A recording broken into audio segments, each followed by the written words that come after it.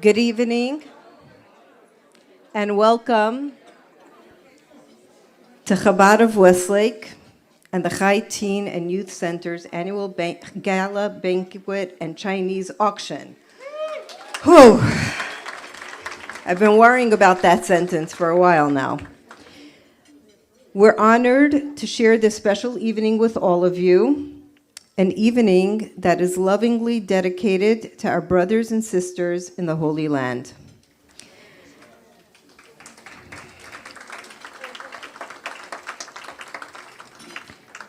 We've all been called upon, whoops, I'm missing a paragraph, there we go. For the past 4.5 months, we've all been walking around with pits in our stomachs, not wanting to open the news, and desperately needing to open the news, hoping and praying to hear good news about our homeland, good news about our brothers and sisters in Eretz Yisrael, good news that our hostages have been rescued and brought home, as we were blessed to hear last week about 2 of our brothers. We've all been called upon to stand tall and unapologetically state the truth with unwavering and steadfast resolve.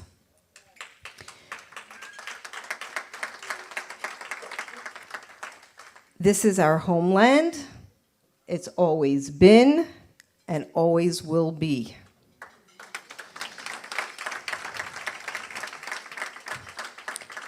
Every 5-year-old child knows that after drinking 4 cups of wine and chewing crunchy matzah at your traditional lengthy Passover Seder, you still can't run off to bed until you've said 3 magical words, L'shana haba'a b'Yerushalayim, next year in Jerusalem. And every famished Hebrew high teenager is aware that at the conclusion of the holiest day on the Jewish calendar, Yom Kippur, that was my phone. Wow. Okay. Thank you. The telemarketer wants you to donate some money.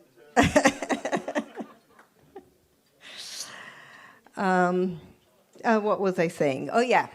So, back to our Hebrew high teenager, is aware that at the conclusion of the holiest day on the Jewish calendar, Yom Kippur, the shofar is blown, heralding the end of the 25-hour-long fast. But wait, before we run off to eat, 3 words must be said. L'shana haba b'Yerushalayim. Next year in Jerusalem. Every bride and groom looks forward to the end of the chuppah ceremony, when after all the blessings and rituals, at last they are pronounced husband and wife, and they can begin their life together. But hold on a second. First, the groom must break a glass, recalling the destruction of our holy temple in Jerusalem, and our promise to never, ever forget our beautiful homeland. Throughout the world, throughout the millennia, Jews from all walks of life, regardless of their native country or religious persuasion, have longed for Jerusalem and kept its memory alive in myriads of ways. Because, you see, you might have to be born in the USA to love and care for this country, and you might have to be born in Italy to say next year in Naples after eating a pizza. That's where pizza was invented, according to Wikipedia. But we are all called children of Israel, and for good reason. You see, our founding fathers and mothers were Yaakov and Yitzchak, Sarah, Rebecca and Rachel, Abraham and Leah. Works better in the Hebrew. It's in our DNA. We can't deny it. And so, the moment Israel found itself in the throes of yet another war thrust upon them, we jumped into action. Prayers, fundraisers, demonstrations, countless individuals volunteering to pack supplies while others ferried the goods over there. The response of the Jewish world and many in the Christian world has been truly unprecedented and uplifting. Am Yisrael Chai is our rallying cry. The nation of Israel lives. We are the nation that for 2,000 years has endured oppression, discrimination, pogroms, auto-da-fe, communism, Stalinism, Nazism. But where are the Babylonians, the Romans, the Crusaders, the Inquisition, the Cossacks, and all the rest? Actually, that reminds me, did any of you see the pictures of iconic places around the world lit up in blue and white in support of Israel? The White House, the Empire State Building, the Eiffel Tower, the Sydney Opera House. It was a warm and friendly gesture from countries around the world. Some of them, though, were more poignant, like the Brandenburg Gate in Berlin, or the Arch of Titus in Rome. The Arch of Titus is not the most famous landmark in Rome, but to see that arch with its message of Judea Captiva, the Jews are defeated, lit up with a Magen David, was a very loud message to every one of us. Am Yisrael Chai. We're here, we're strong, and with the help of Hashem, and with our communal challah bakes, our brilliant Shabbat candles, our arms wrapped in tefillin, our marriages blessed by the waters of the mikvah, and our homes adorned with mezuzot, we will continue to be here long after our enemies have vanished into the dustbins of the past.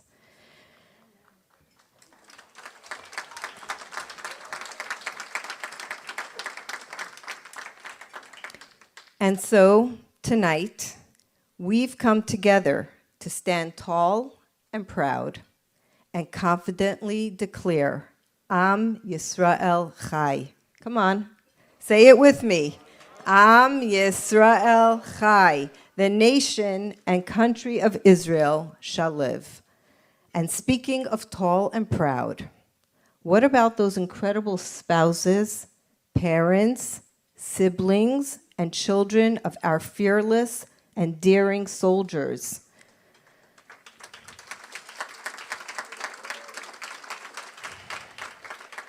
The loneliness, the worry, the anxiety. Can we even begin to imagine?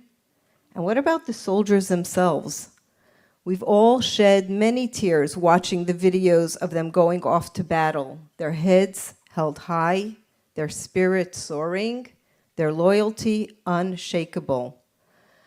Ladies and gentlemen, I invite to the stage Gal Egozi, who served in the Israeli Army and Air Force, to lead us in the prayer for the IDF. Please rise.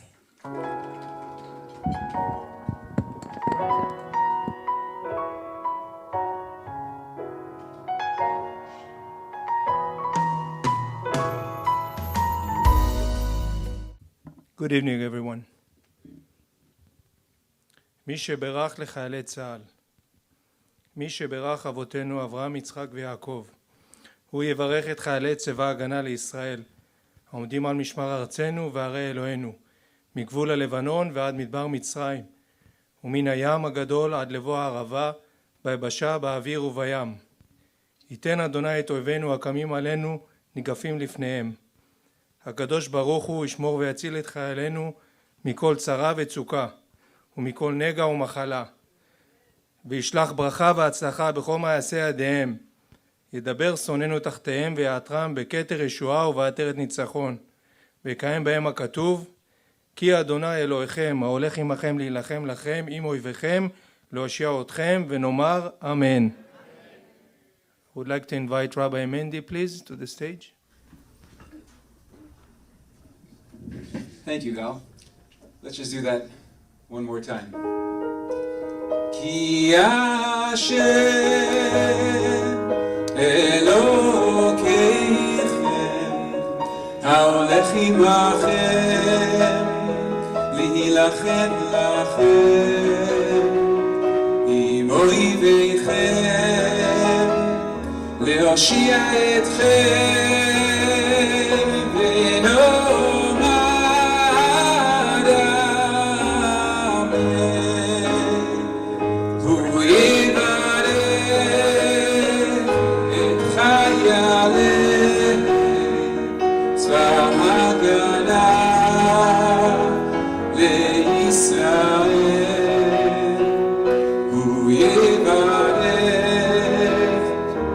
et chayaleh tzva hagana leYisrael.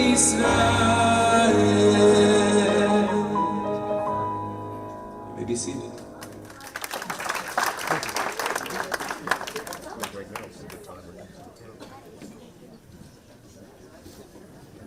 Hello. Okay, thank you, Gal. Appreciate it.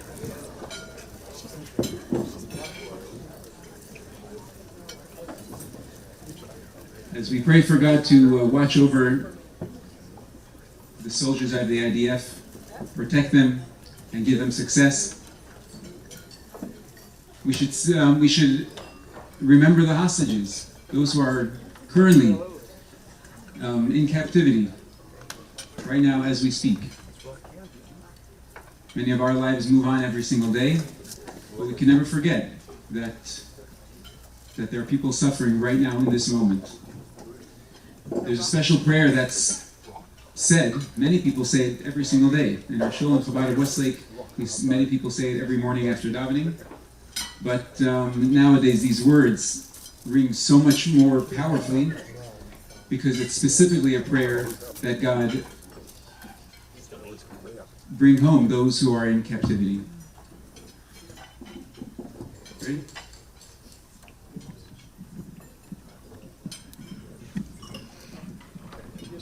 Join me in this song and in this prayer if you know it.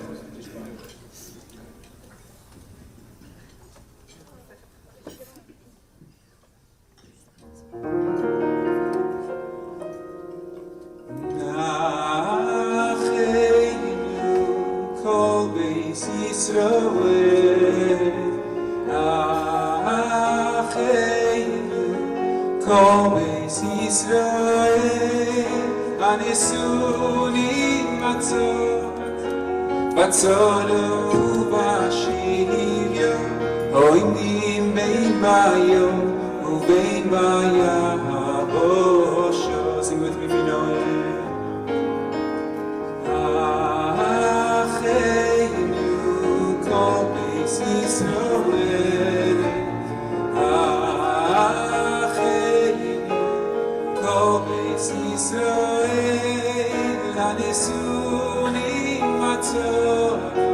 Batzolo ubashivyo hoinim bein bayom ubein bayabosho.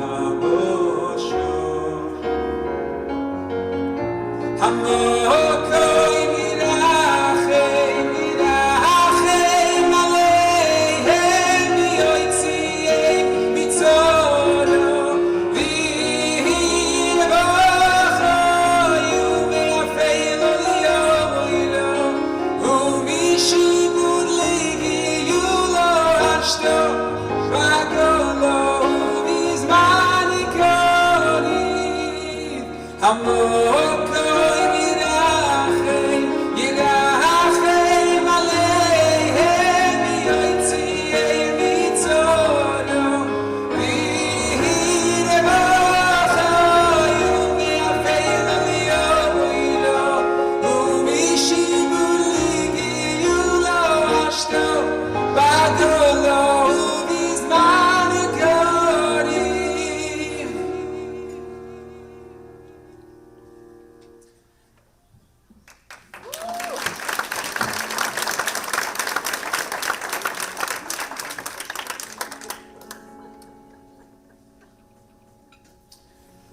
I've noticed since the war began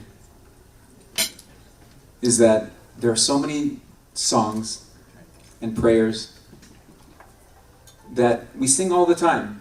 We sing them at our Shabbat table. We sing them at Sitin Shabbatons. We sing them in shul. And they're nice songs. They're part of the Jewish identity. They're part of who we are. But ever since the war began, suddenly every single word in those songs suddenly hit so much harder. And they're so much more meaningful and so much more relevant. Every prayer we say is like, wow. These are powerful words, powerful songs. One of those songs is a prayer that reminds us that we're never alone. There's always God watching out for us. Our help doesn't come from the mountains. Our help doesn't come from a government.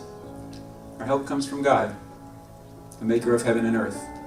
And this chapter of Tehillim, chapter 121, is being repeated over and over and over again. One of the most powerful prayers that we've been saying since this whole ordeal began. So if you know it, sing along with me.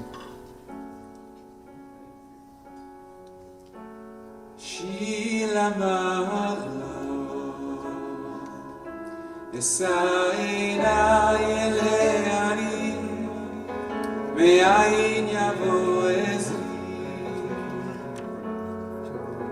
עזרי מעם השם, עושה שמיים וארץ, אל ייתן למוט רגלך, אל ינום שומרך. הנה לא ינום ולא יישן שומר ישראל, השם שומרך, השם צלך, על יד ימינך. יומם השמש לא יככה וירח בלילה, השם ישמורך מכל רע. ישמור את נפשך, השם ישמור צאתך ובואך, מעתה ועד עולם. Sing with me this time. הנה לא ינום ולא יישן שומר ישראל, השם שומרך, השם צילך, על יד ימינך. יומם השמש לא יככה וירח בלילה, השם ישמורך מכל רע. ישמור את נפשך, השם ישמור צאתך ובואך, מעתה ועד עולם.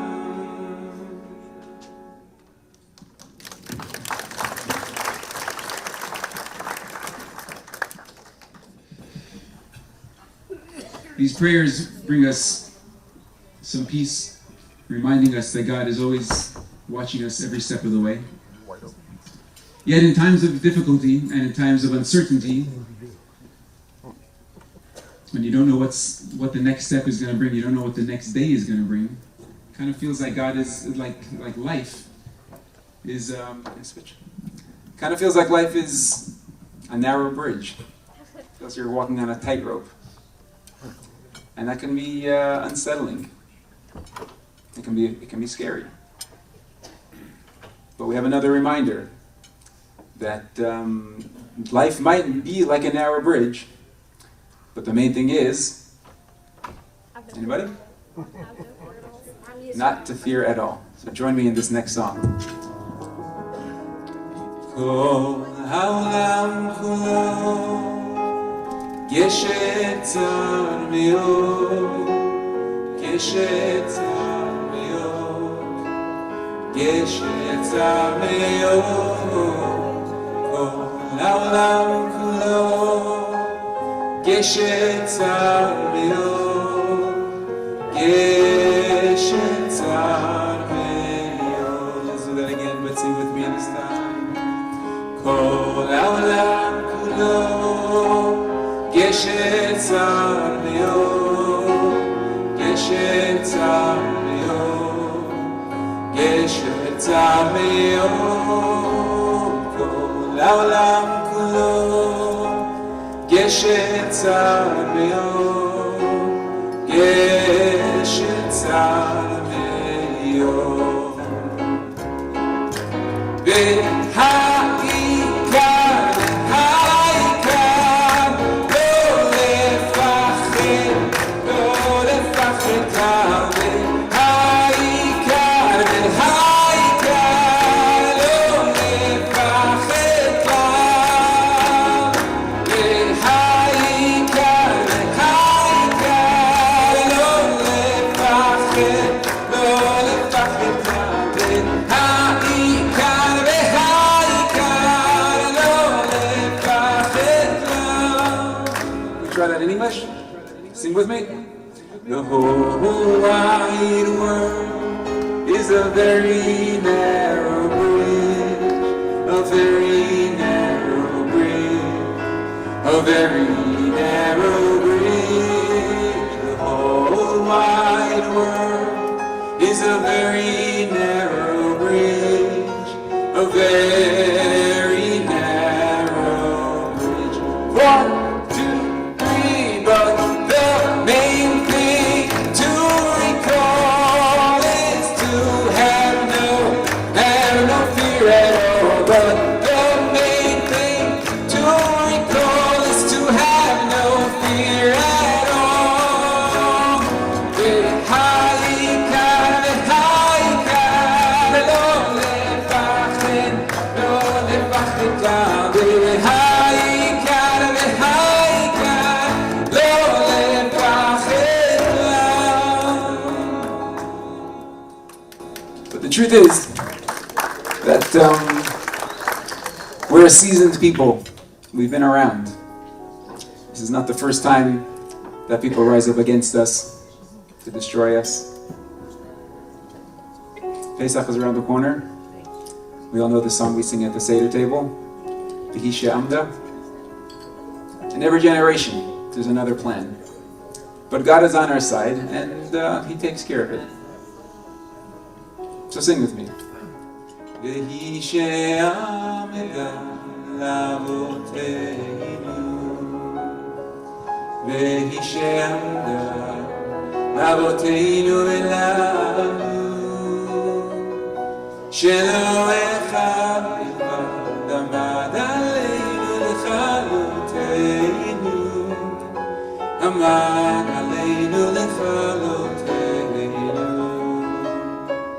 והיא שעמדה לאבותינו, והיא שעמדה לאבותינו ולנו, שלא אחד בלבד עמד עלינו לכלותנו, עמד עלינו לכלותנו. והקדוש ברוך הוא מצילנו, מצילנו מידם. והקדוש ברוך הוא מצילנו, מצילנו מידם.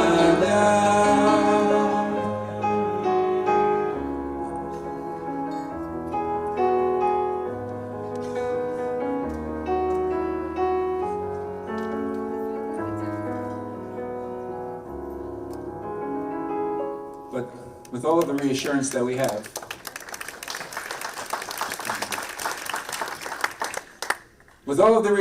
we have, and we know that God is watching us, guiding every step, and He's gonna be there for us again and again. But we still want a time of peace. We know God knows what He's doing, but we can still ask Him to just to bring peace upon us, upon Jerusalem, upon the whole world.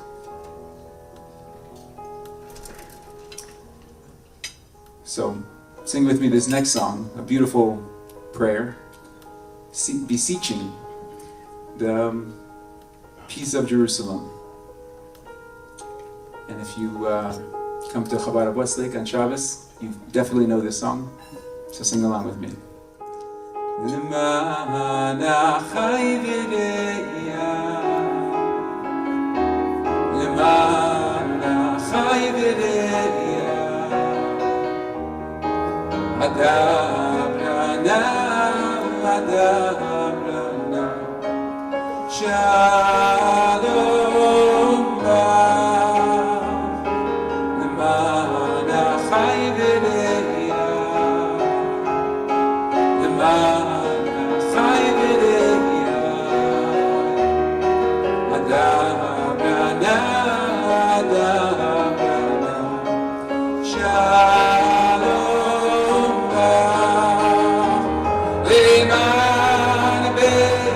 השם אלוקינו אהבה שתולה למען בית השם אלוקינו אהבה שתולה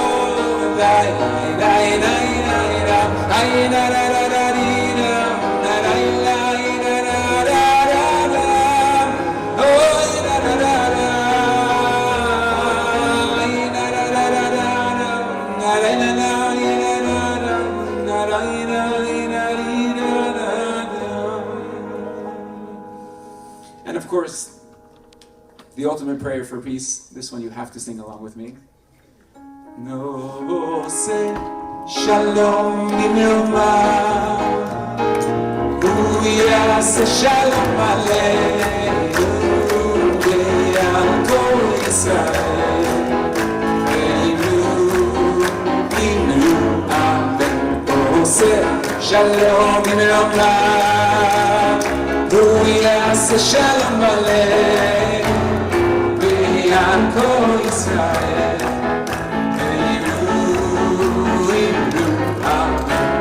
Yaseh shalom,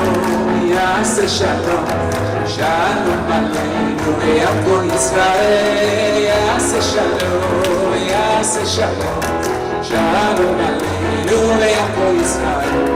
Yaseh shalom, shalom aleinu ve'al kol Yisrael. Yaseh shalom, shalom aleinu ve'al kol Yisrael. Yaseh shalom, shalom aleinu ve'al kol Yisrael.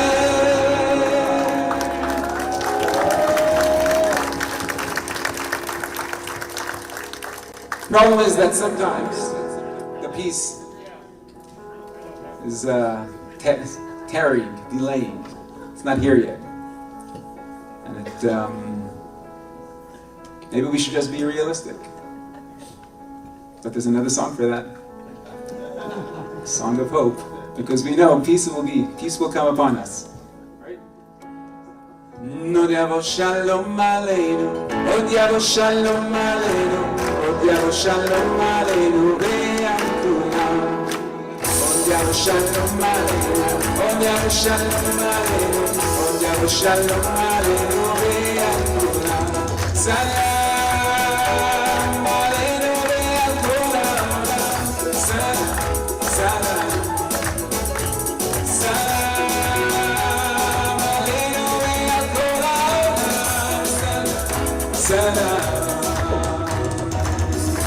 Shalom aleinu, od yavo shalom aleinu, od yavo shalom aleinu ve'al kulam.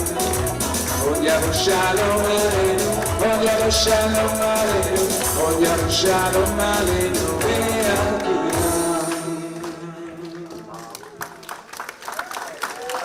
The question is, where do we get this strength to be such resilient people? Where do we get it from? Where do we pick it up from? How do we have to be through all we've been through? And we're still here, we're still proud as ever, we're still strong as ever. How do we do it? What's our secret? And the answer is that the Jewish people have this unshakable faith, this unshakable connection with God that's alive and burning in every single one of us. We got it from our parents, who got it from their parents. It was instilled in them when they stood at the foot of Mount Sinai, that connection, that Jewish soul that burns inside of every single one of us. It's the faith of the Jewish people. And it's not ours, we got it from our parents. Because we are ma'aminim b'nei ma'aminim, believers, children of believers, and that's our secret, that's our strength.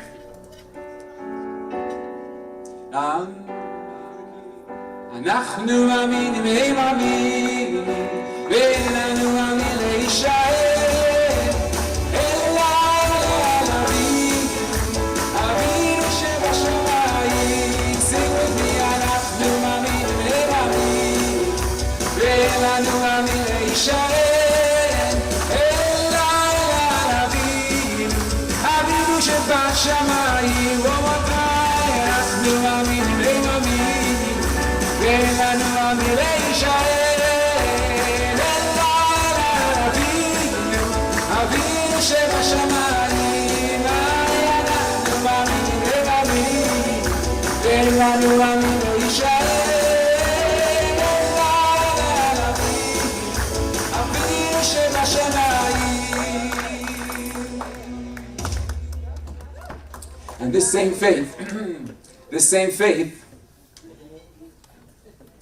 is what we all tapped into at the outset of this war. Because I think naturally a fear gripped every one of us. Unsure, uncertain what's going to be. Is it all lost?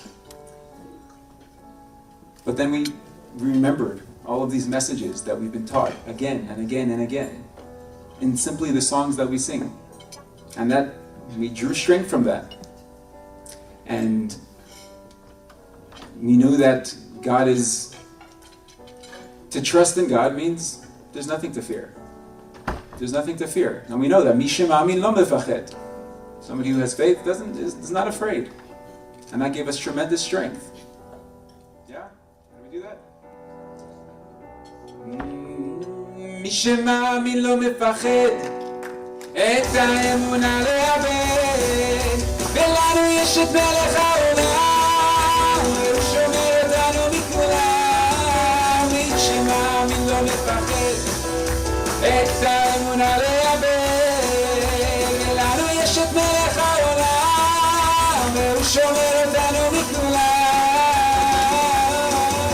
מי שמאמין לא מפחד, את האמונה לאבד,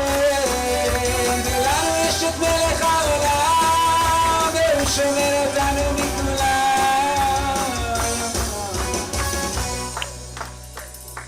And that is what has kept us going all of these years, throughout all of generations.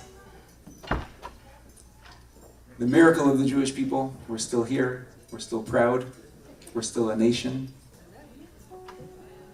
And by extension, because of us, our parents are still alive. That's what gives life to our parents. And therefore we know, Am Yisrael Chai. Right? Am I right? Let's do it. Am Yisrael Chai. Am Yisrael Chai. Am Yisrael, Am Yisrael, Am Yisrael Chai. Am Yisrael Chai.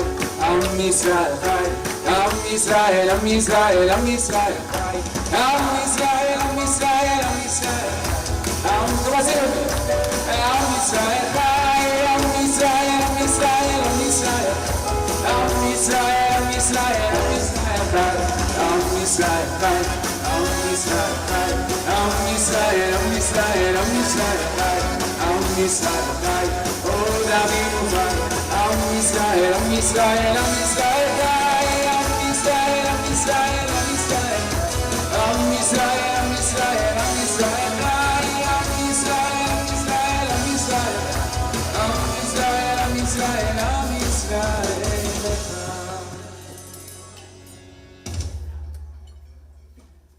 And let's finish with a prayer and the conviction that we know that Mashiach It's going to be here any day. We got to bring it.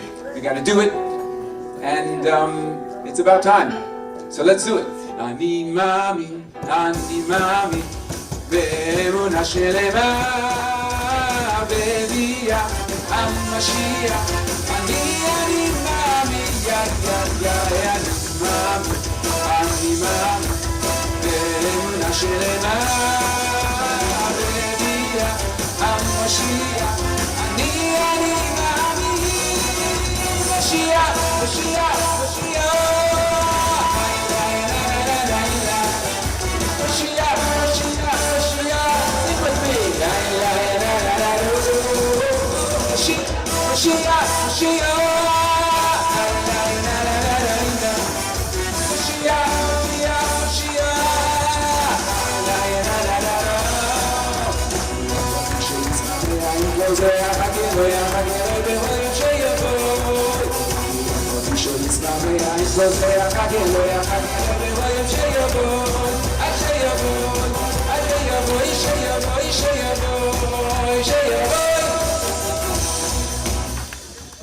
Thank you very much.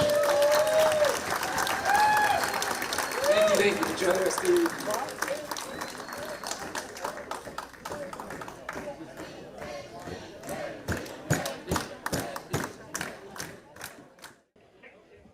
Wow. Thank you, Mendy. I don't know where you are, but that was amazing. And now, dinner is served.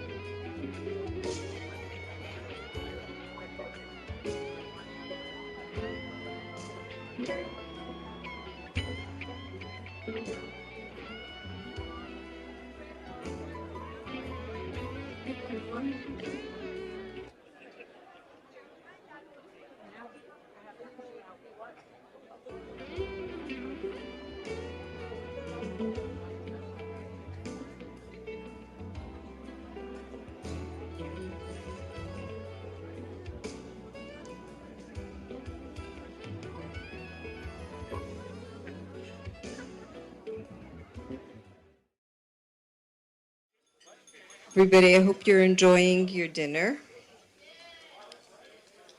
And I'll be your little background noise.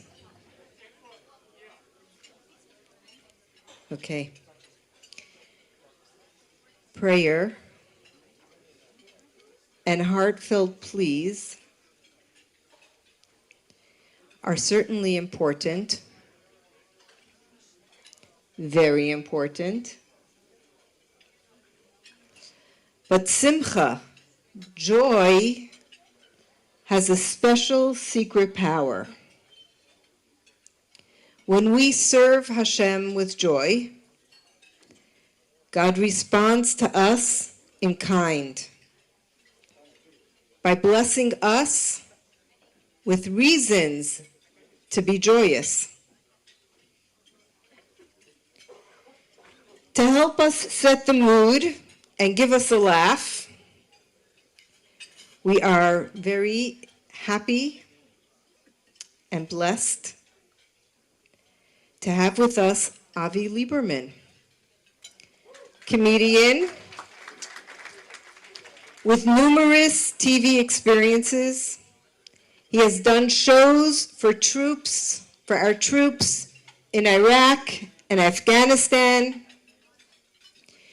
He's done comedy for the Kobe Mandel Foundation in Israel. He does that regularly, a couple of times a year. It's a benefit for children of trauma. You know how important laughs are over there. And he has recently come back from Israel, where he has done shows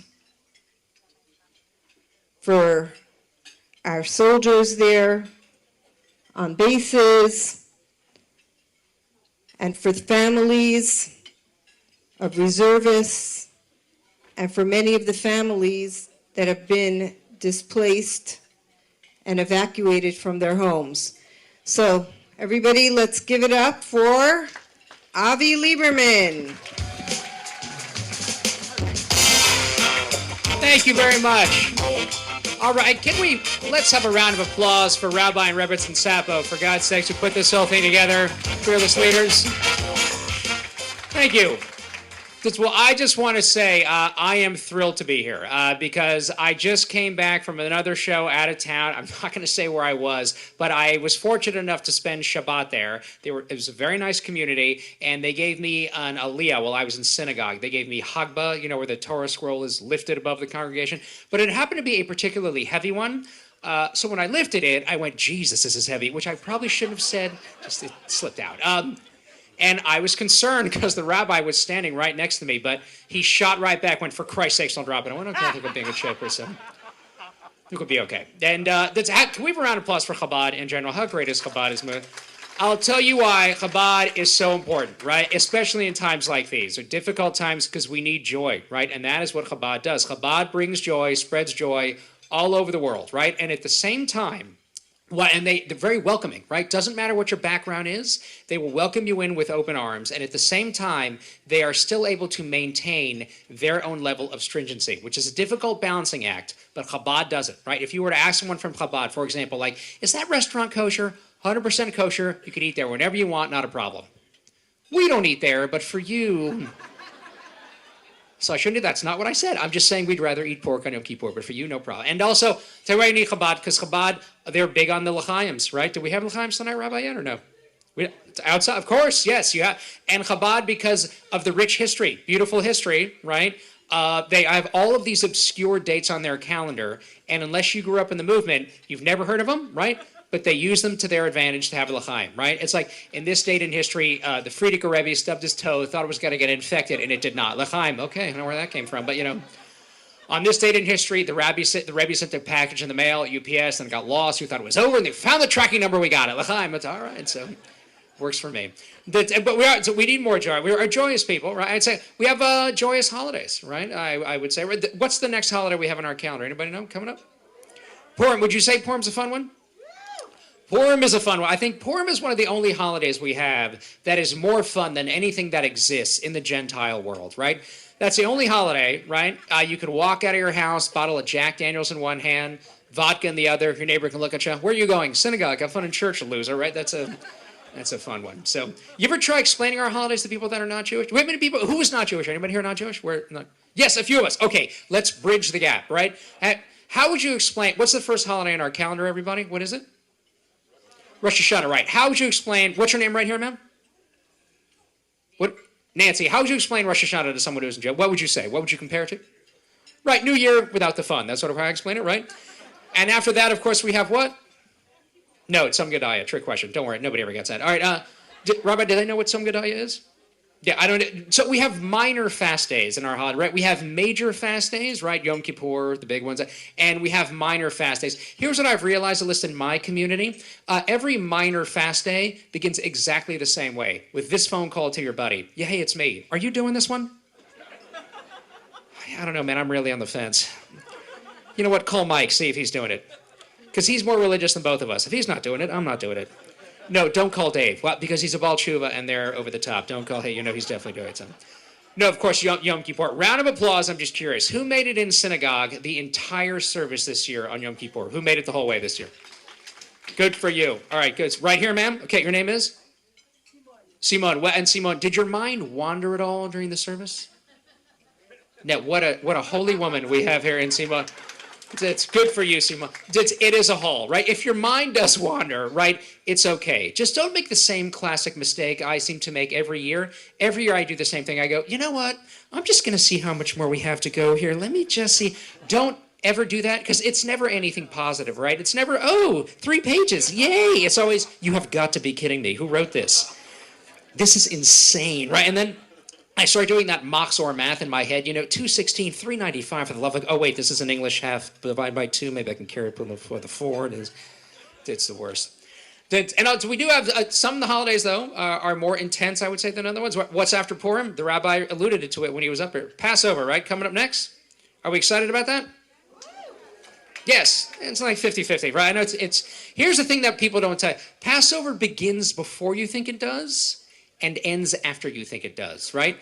Now, if I'm not mistaken, you can check with the rabbi on this, right? We are not supposed to eat matzah, they say, the entire month, correct? Leading up to the holiday, because the rabbis say you're supposed to enjoy the matzah at the Seder for the first time. Yeah, I'd like to focus on the word enjoy, if we could, for 1 second. Has anyone here ever walked into someone's home? You know what I'd really enjoy right now? Do you have a flat, tasteless cracker that'll constipate me for about, 16, 17 hours? We have some matzah. Oh my God, that would be perfect. Oh, wait a minute. You know what I just realized? It's Passover in 28 days. I don't want to ruin the enjoyment that I'm going to be feeling when I finally get there for the first time. That's the equivalent of going to your doctor and him telling you, Mike, you need a colonoscopy. I'm going to schedule one in about 4 weeks. And in between now and then, I don't want you getting other colonoscopies to ruin the enjoyment that you're going to be feeling when I finally administer one myself. Total buzzkill. Round of applause here. Who hosted a Seder last year? Who hosted one last year? Okay, right here, ma'am. Okay, what time did you finish your Seder? Okay, that didn't answer the question, but you can tell me. It's okay. What time? 11 o'clock? That's pretty good. Anybody beat that? Who went later than 11? That's not bad. You guys know the rule, right? Finishes later is more holy. Like that's the deal, right? You know what I do? I come into synagogue the following morning. I go, yeah, we haven't even eaten yet. How about them apples? That's how religious we are. I'm actually going to say it because it could be much shorter, right? It could, but this is where the rabbis like to have a little fun at our expense, right? Because the rabbis' jobs in Judaism, Rabbi Sabo is not going to tell you this, but one of them told me the little secret. Part of their job is to make Judaism sometimes as humanly difficult as possible for their own personal amusement. The Seder's one, right? It could be in there. You go in there, blessing over the wine, story of the Exodus, eat, grace after meals, thanks a lot, see you later. But they got together and went, you know what? Instead of the story of the Exodus, why don't we do all the Jewish history? Get it all in there, right? Let's focus on the negative. Negative, negative, negative. Get the Romans in there, get the Edomites. You know what? Put some stinking math in there, too. 10 plagues is really 50 symbolically, times 9 divided by pi. All right, look. We got to let them eat. And just when they think they're out of there, put this thing called Hallel in for no reason whatsoever. Oh, and what's that song? Who knows one? I know one. That takes 45 minutes. Put that in there. Wrap it up with a nursery rhyme, and we'll call it a night. Fantastic. So that's, yeah. Thank you.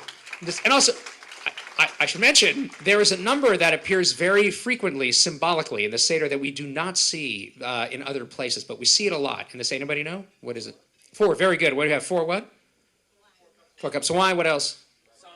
4 questions. 4 sons. Sir, what's your name here right here, sir? Alex, do you know who the 4 sons are? Okay, I will tell you. It's Dobie, Sneezy, but no.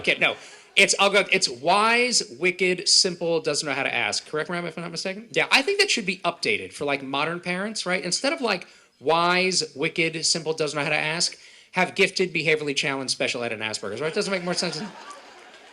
Parents would understand. Alex, I had a woman get in my face, which is very upset. She goes, first of all, symbolically, why is it 4 sons? Why can't it be 4 daughters? Why not 4? Which I think is a fair question, but I think that would change the dynamic of the questions being asked, right? Instead of like, why is this night different from all other nights? We'd be like, why do you hate me? Why do you hate my friends? Why do you think I'm fat? All right, change it back. I can't do this. And so, some of the holidays we have, I don't think they get the press they deserve, right? Like Shavuos, for example, right? Which is a big one. Anybody know Shavuos? Right, so what are the 2 big things we do in Shavuos? By the way, Nancy, Shavuos is when Charlton Heston came down and he had the tablets. Like that's that. Okay, anybody know what we do on Shavuos? What are the 2 big things? Eat the dairy, the cheesecake. What's the other one? Stay up all night and learning. Right, now, Rabbi Sapo, staying up all night and learning, is that a rule? She doesn't want to tell you. No is the answer. But again, Shavuos on paper, too simple, right? And this is when the rabbis got together and went, this holiday, almost like a regular Shabbat, how can we screw this up? Anybody got anything? What if we make them stay up really late and learn? I like that. That's annoying. What do you mean? Till like midnight? All night. That'll ruin their body clock. Everybody made a bad mood the next morning. I like it. Put it on paper. Spread it around. They might fall for it. Who knows? And also, I think we only have one other really fun one. Hanukkah, right? A round of applause. Who gives gifts on Hanukkah? To the kids, grandkids? Yes. Do you guys know where that ancient tradition comes from? Christmas. God bless. God, thank you. Because some kid a couple hundred years ago in this country was like, Chris is cleaning up. What's going on? I'm getting nothing, right? And we tried to make it better, but it failed. We're like, oh, well, we get 8 gifts. They only get 1. But have you seen what non-Jewish people are getting on Christmas? They don't monkey around, right? iPhones, boats, homes. We got 8 cruddy to mediocre gifts. That's, a pair of pants, some chocolate coins. I'm like, this is not our strength. This is not good.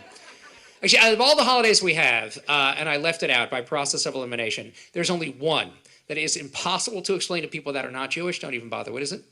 Sukkot. Very good. Don't even try, right? My friend Russell, who is not Jewish, right? He comes up to me, even the way he pronounces it, what's that holiday you have, suck it? Sukkot, Russell. It's not how you say it. It's like that other one, shove it, Shavuot. So I'm trying to pronounce our holidays. He goes, well, whatever, explain it to me. So I figured I would give it a shot, but I realized, right, as I'm explaining it to him, I sounded like a mental patient, right? It's like, well, give it a shot. I'm like, okay, well, you build a hut, right? You're supposed to live in the hut, but nobody ever lives in the hut, right? And then you take a palm, a myrtle, and a willow, and a really expensive kind of lemon, and then you shake it all over the place. Here, are you on medication or something? How much is this lemon that isn't really a lemon? Well, some people pay a couple $100, right? But I'm really smart. I only pay like 100. What do you do with it when you're done? Normally we just we throw it out. Or we make jam with it. Is the jam good? No, it's awful every time. But we have to. You can't make fun. We have to make fun of ourselves, because they're just cultural differences. You have to just accept, right? I give a perfect example of a cultural difference between us and people who are normal, right? My friend Eitan, right? I see him in synagogue. He got this new sport coat, and he was thrilled. He comes up and he goes, "You see this sport coat? $300, $99 on a clearance rack at Macy's." He was thrilled, right? A few weeks later, coincidentally, Russell, my friend who's not Jewish, comes up to me. He has a new leather jacket, and he goes, "You see this leather jacket? $400." And that was it. That was the end of the conversation. I'm sitting there going, and nothing. It was over. It's Jewish geography, right? That's another one. We've all played Jewish geography. Yes, there's no Gentile geography. That doesn't exist, right? Too many people. You're never going to hear somebody go, "Do you know Russell Johnson from North Dakota?" "Yes." "Didn't he pay $400 retail for a leather jacket?" "Yes, he did. He's a good man." It's weddings, right? Round of applause. Who's been to a non-Jewish wedding in your life here before? Yes, many of us. It's different, right? I recently went to a friend's wedding. It was a Protestant wedding, right? And just like on TV, right, the minister stands up there, and right before he does it, he goes, "If anyone here sees any reason why these two should not be wed in holy matrimony, speak now or forever hold your peace."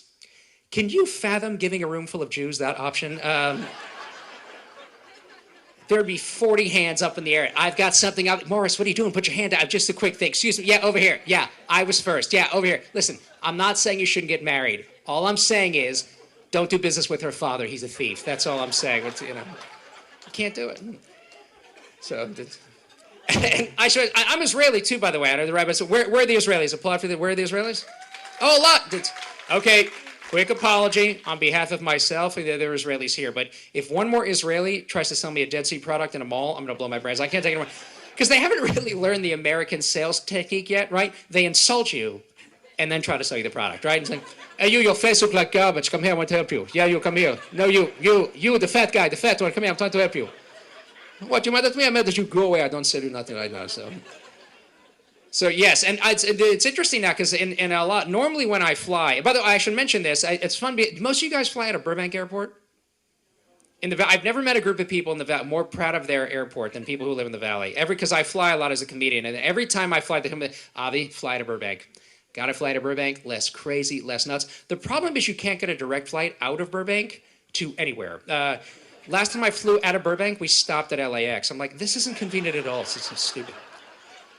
So, yes, but now El Al is the only airline that flies. Normally, because all my miles were like American and British, I go LA, London, London, Tel Aviv. But now I got to switch to El Al. By the way, I've actually been working on my London British accent. You guys want to hear? All right, here we go. "Welcome to London. Have you been to Parliament or the Big Ben yet? It is very nice." It's very accurate if you go there. So. Yes, so this time I landed in London, and I had to switch to El Al, and I forgot what a phenomenal experience that is. That's around. Anybody remember flying El Al like back in the 80s and 90s? Yes. First of all, I got there.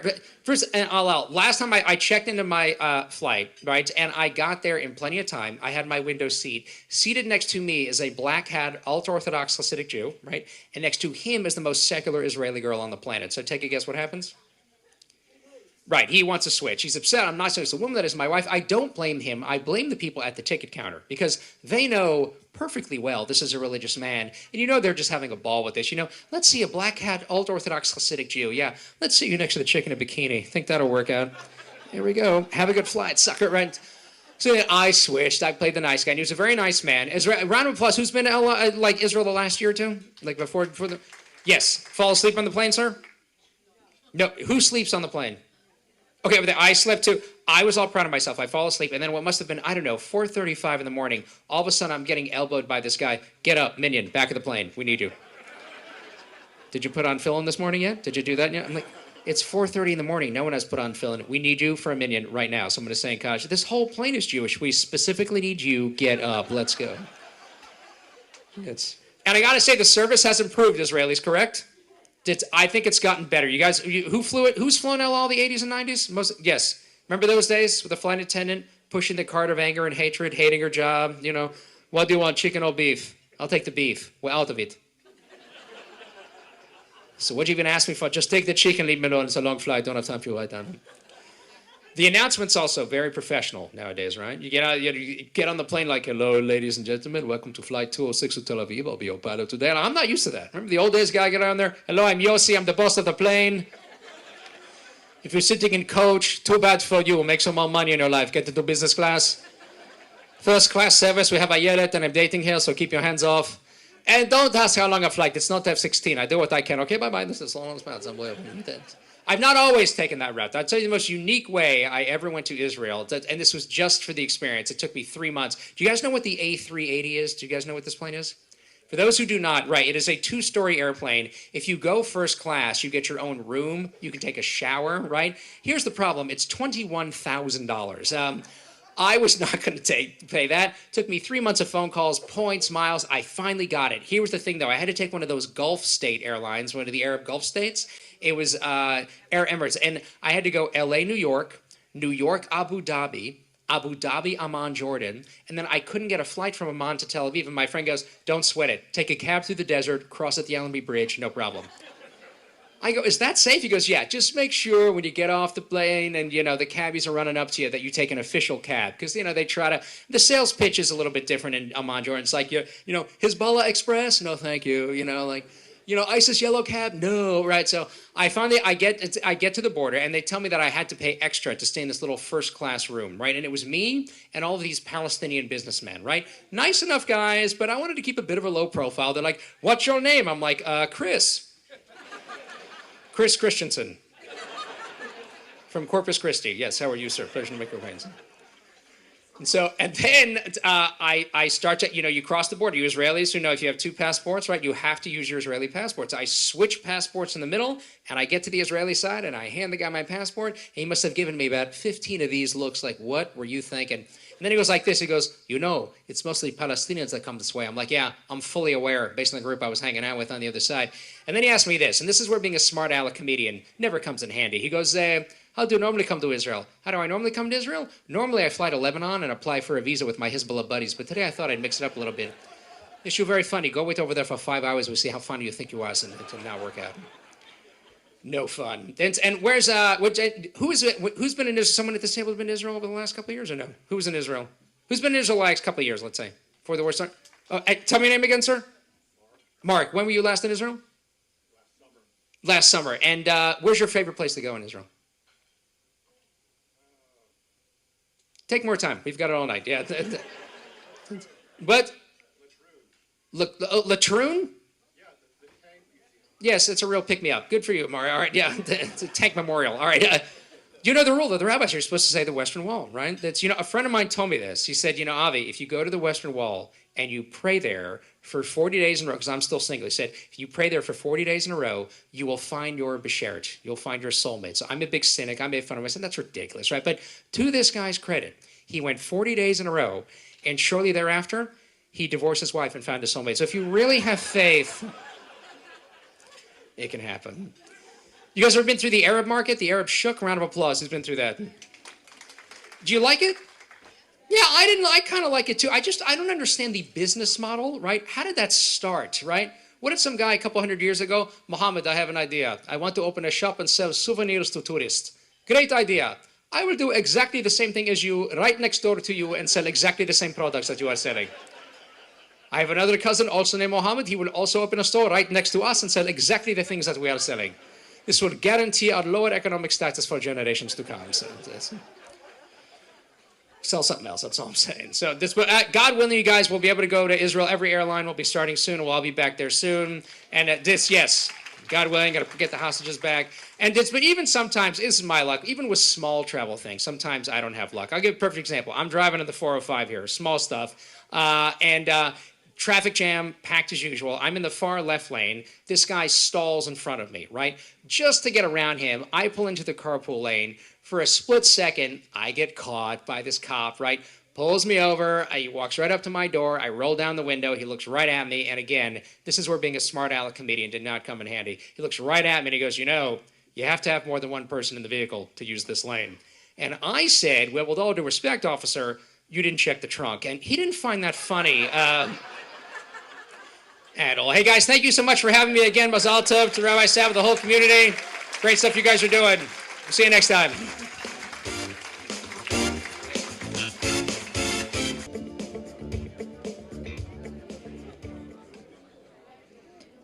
Hi, everyone.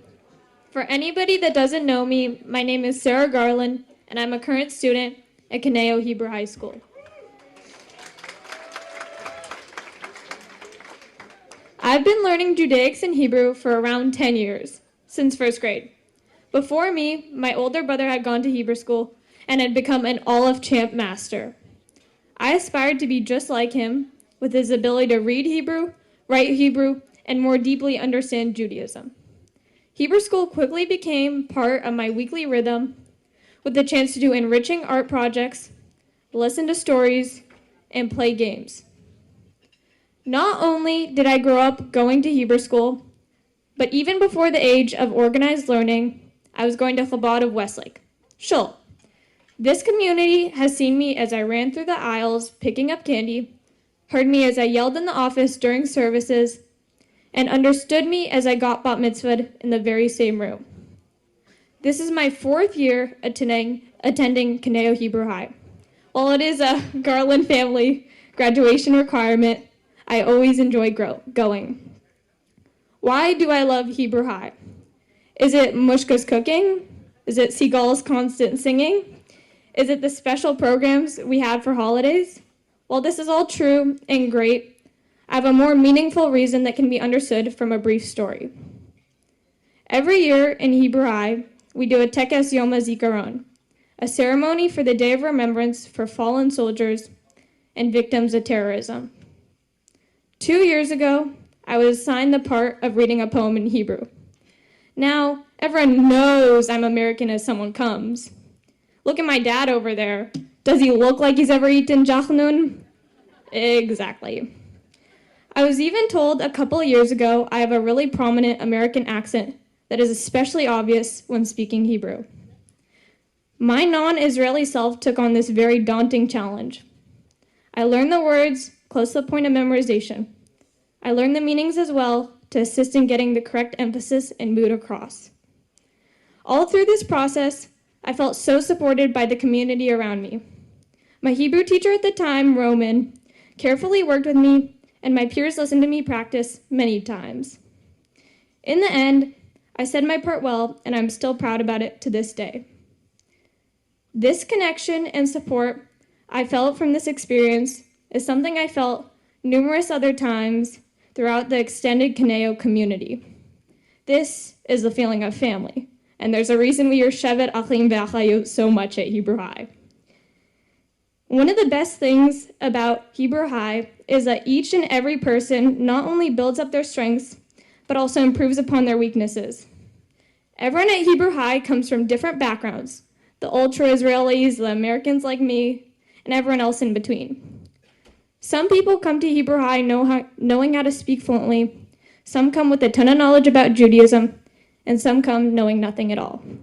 It's quite amazing how the students here, with the help of the teachers, are able to focus on and eventually fine-tune any area that needs improvement. I want to take this opportunity to thank the incredible Hebrew teachers who give their heart and soul to this school. Thank you, Sigal, Ravi, and Tali.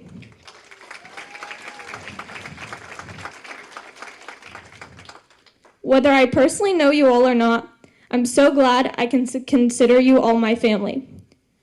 I would like to welcome to the stage someone very special who has known me my whole life, the heart and soul of this community, the very special Rabbi Sapo. Thank you.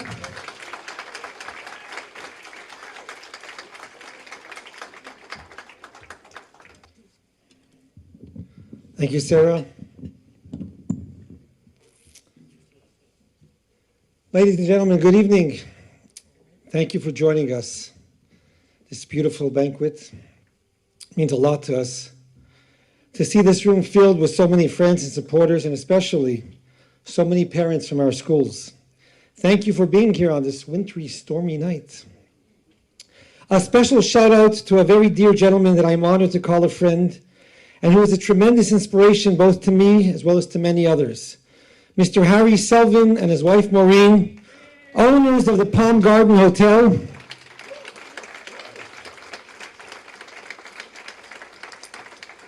They are surrounded by members of their family and some of the staff of this beautiful hotel. Incidentally, the staff here are an absolute pleasure to work with, And I think it's safe to say that Harry sets the tone and spirit at the top, and it filters down to each of his employees. A big thank you as well to Terry Doria for the beautiful decor and all the little extras that have become her signature at our events, especially the popcorn bar. I have been blessed to work with an incredible team of hardworking, energetic, and creative individuals. They adapt easily to the call of the hour, such as when Israel suddenly found itself ensnared in a war it didn't want, and our students were looking for answers. It's not easy being an impressionable teen, struggling to come to terms with hate, misinformation, and pure, unadulterated anti-Semitism. Our Hebrew High staff, Sigal Ratovitz, Ravit Shemesh, Tali Jakont, are not only master language instructors, they've also done an incredible job clarifying the complex issues of the Middle East for our students. I have waited many years to be able to make the following announcement. A huge mazel tov to our very dedicated Assistant Youth Director, Hebrew School Program Director, Office Administrator, and so much more, Sarah Tahan, on a recent engagement to Izzy Schmidt from Melbourne, Australia. And Sarah, thank you for making a condition of the marriage that Izzy move here and not the other way around.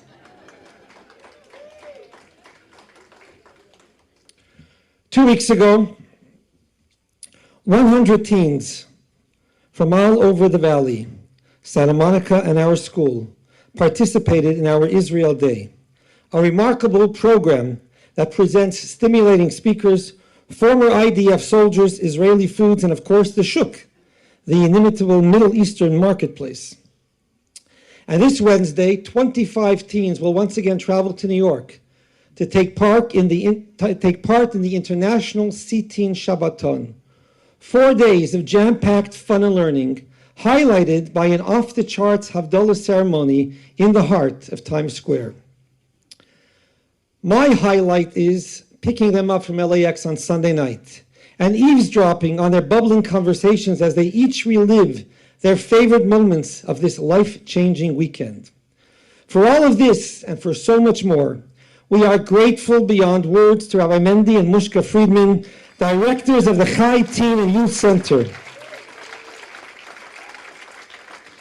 And I might add a special thanks to the Friedman boys for helping their Tati and Mami make everyone feel comfortable at C-Teen events.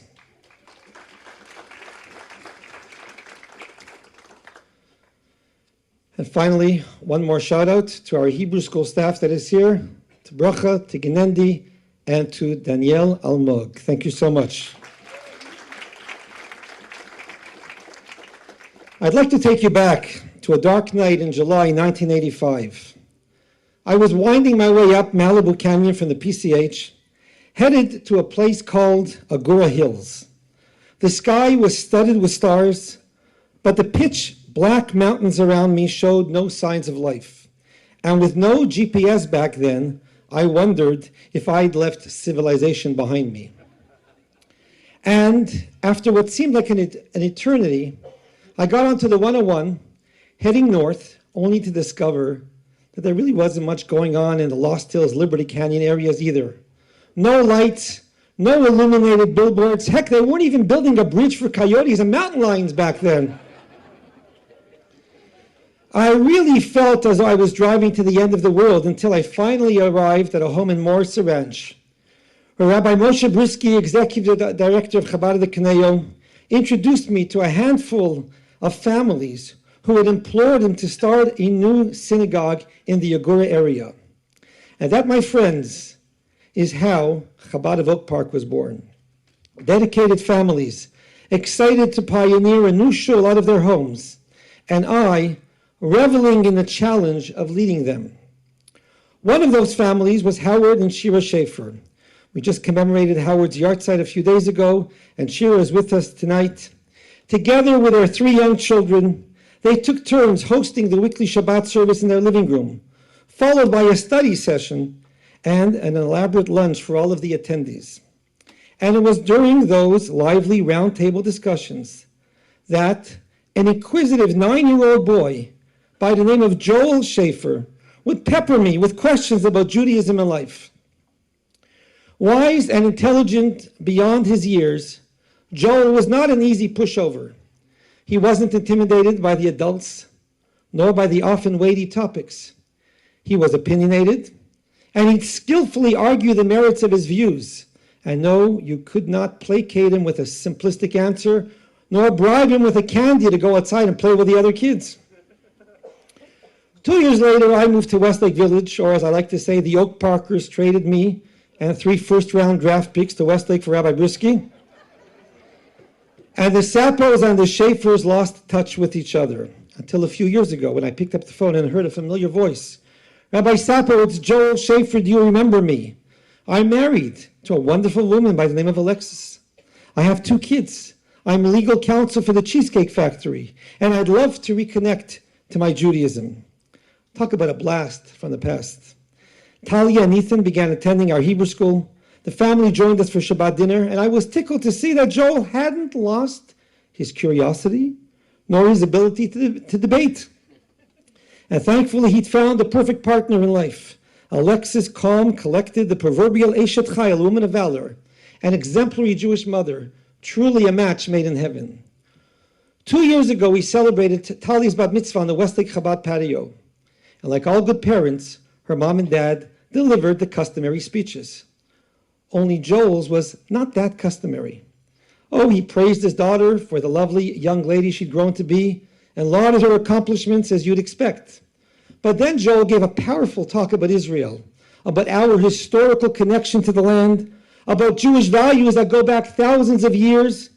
It was almost as if he was repeating everything he'd heard me say 36 years ago. You see, Joel and Alexis value integrity, compassion, truth, core Judeo and American principles. They are unabashedly proud and unapologetic about their love and concern for the land and the people of Israel. And they are making sure to raise Talia and Ethan with that very same passion. When I first spoke about the dream of purchasing a property on Hampshire Road in Westlake Village during a Yom Kippur sermon, Joel immediately came over to tell me how excited he was and how he'd like to be involved. And when we made the surprise announcement at last year's banquet that we had in fact opened escrow, he was one of the first to make good on his promise. And everything Alexis and Joel do is done quietly, lovingly, and without fanfare.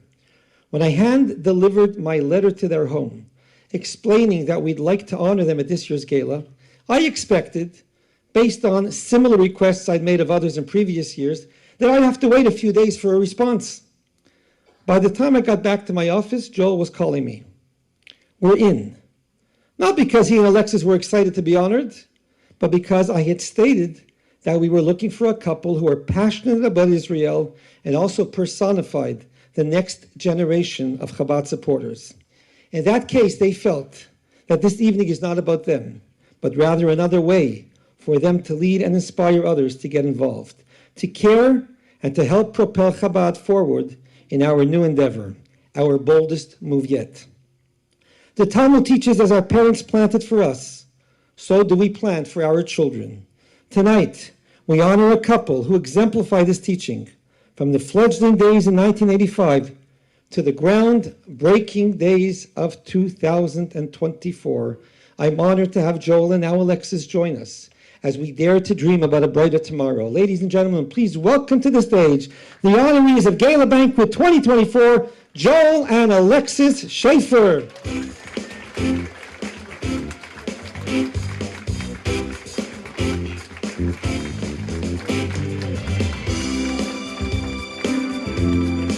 Take a picture here. Require a picture.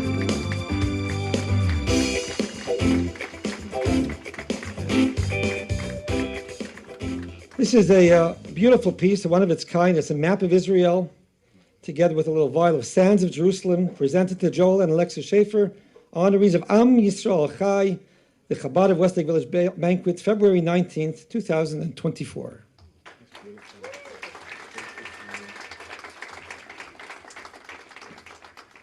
Wow. I'm touched, I'm honored, I'm humbled. Thank you. When Rabbi Sappo first mentioned the opportunity to speak with you all tonight, Of course, I immediately thought of Israel, the October 7th massacre, and a wave of anti-Semitism that followed.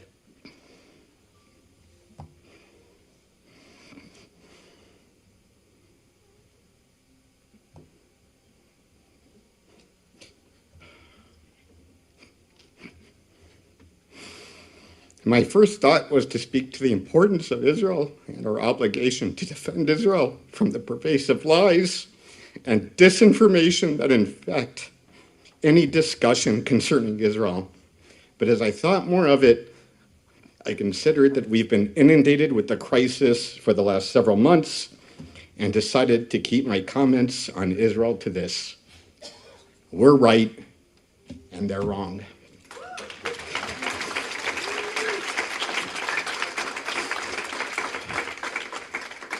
Over 3,500 years ago, 3,767 to be exact, God Almighty promised the land of Israel to Abraham as a Jewish homeland.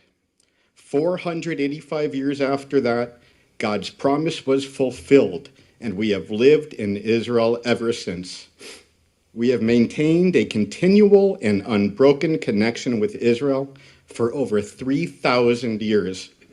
This fact is supported by the historical record, ruins of ancient Jewish societies, and Jewish artifacts that ubiquitously blanket the landscape.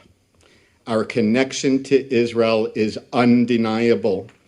Predating the births of Jesus and Muhammad by millennia and extending thousands of years before the terrorist Yasser Arafat ginned up the lie of a Palestinian people as recently as 1964. Our history, faith, religion, culture, and identity have always been tied to Israel. It's our land, and we will defend our right to it for another 3,000 years if that's what's needed. Anti-Zionism is anti-Semitism, and as American Jews, it's incumbent upon us to make the case for Israel whenever and wherever the opportunity should arise.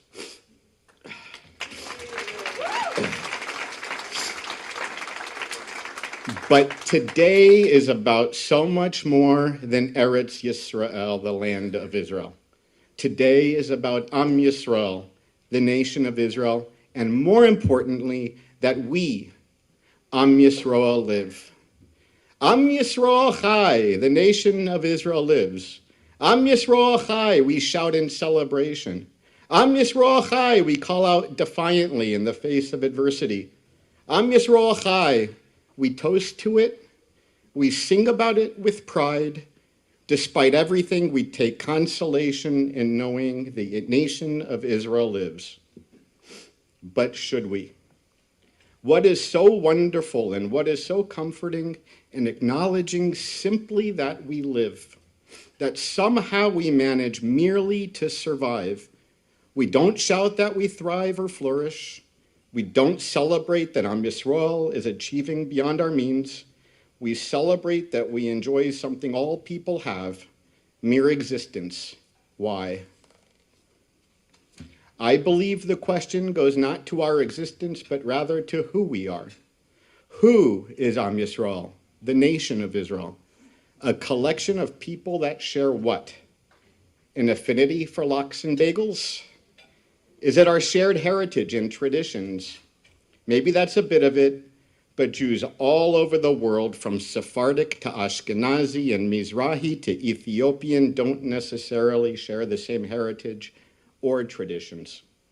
Perhaps it's our Torah, our code of laws, and connection to Israel. That's certainly part of it, but not all. Too many Jews have no connection to Torah, let alone Israel, and yet they are Am Yisrael. So what is it? What binds us together so greatly that we celebrate the mere fact that whatever it is, it continues to exist? It is our neshama. Each of us is endowed with a divine soul, a literal bit of God, that not only connects us with God, but also with one another.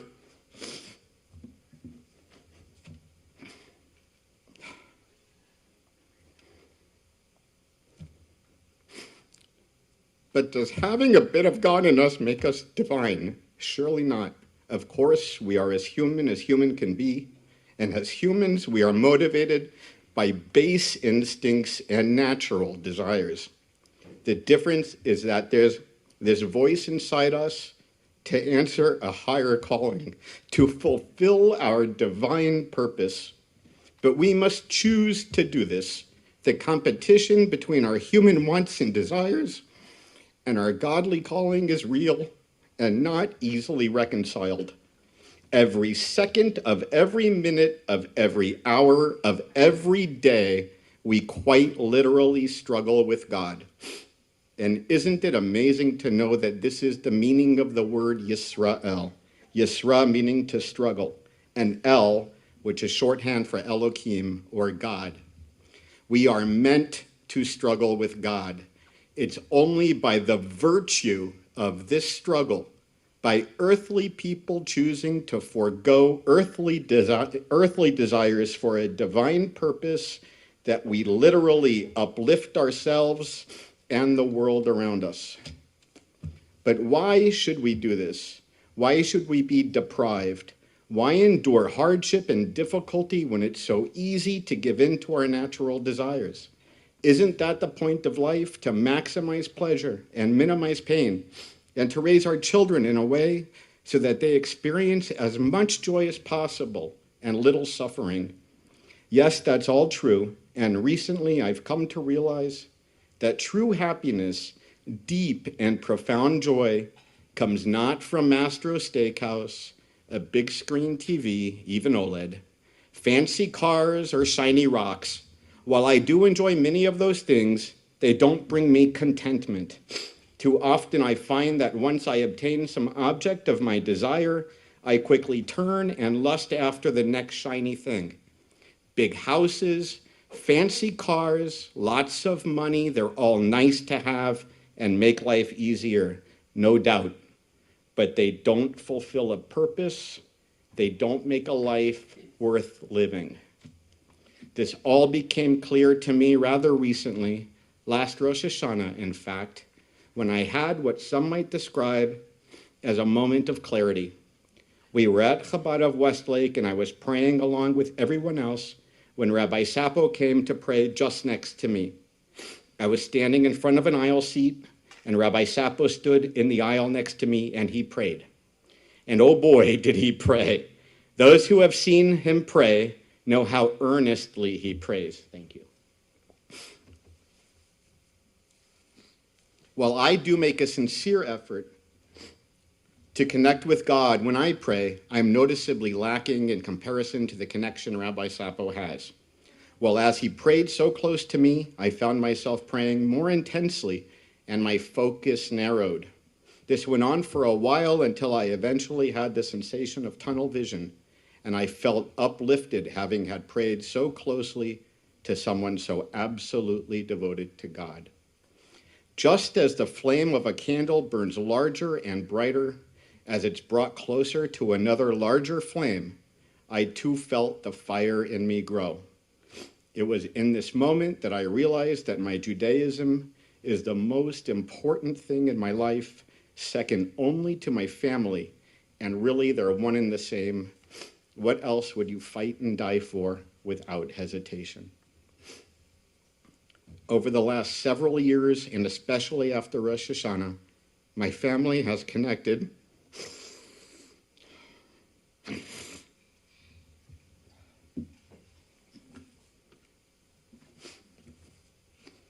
more closely with our Judaism. We love Shabbos dinner.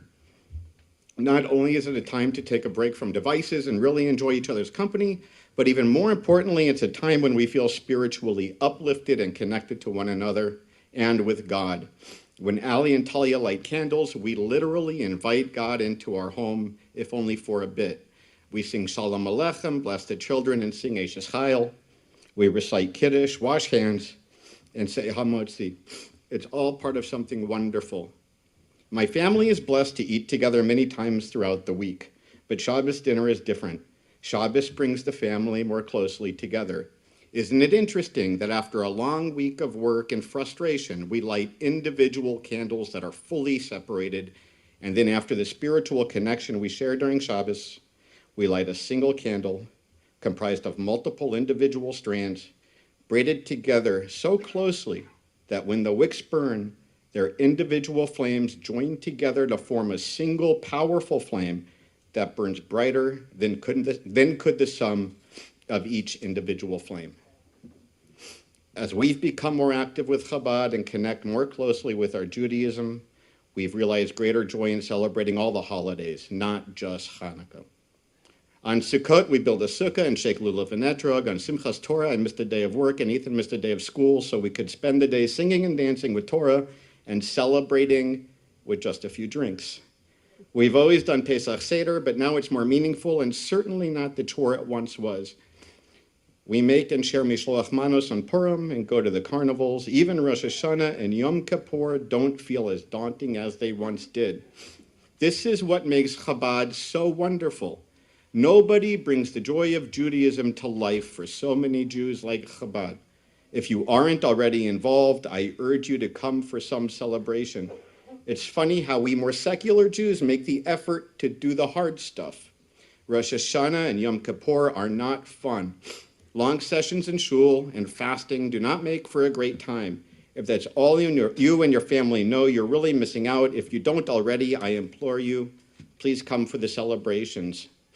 And if at all possible, enroll your children in Hebrew school, or if they're older, have them participate in Hebrew High or C-Teen. Rabbi Sapo and Bracha, Rabbi Mendy and Mushka and Sarah, and all the teachers and others who contribute to these programs create a fun environment where your children won't only learn a lot, but more importantly, they'll experience the true joy of being a Jew. They will come to understand how special they are and that their lives have profound meaning and purpose, and they will take pride in being Jewish. They'll allow God into their lives and will begin to understand the power of their decision-making. And if we reinforce these insights and properly encourage them, they'll grow to one day have families of their own with whom they will choose to instill these same values, and their children will also grow to make good choices, which will serve ultimately to reward them with lives of purpose and to vitalize Am Yisrael. Because that's what we perpetuate when we celebrate that the nation of Israel lives. Am Yisrael Chai. It's not that we, a collection of people, merely survives. Am Yisrael Chai is recognition that despite tremendous hardship, our calling to make the world a better place continues. Am Yisrael Chai is recognition that despite all the darkness, despite all the suffering, despite all the destruction and depravity we might endure, there is pure light, there is pure goodness, and through Torah and the connection we share with God, each other, and with the land of Israel, and ultimately by us choosing to do so, we continue to serve God and enjoy lives of purpose.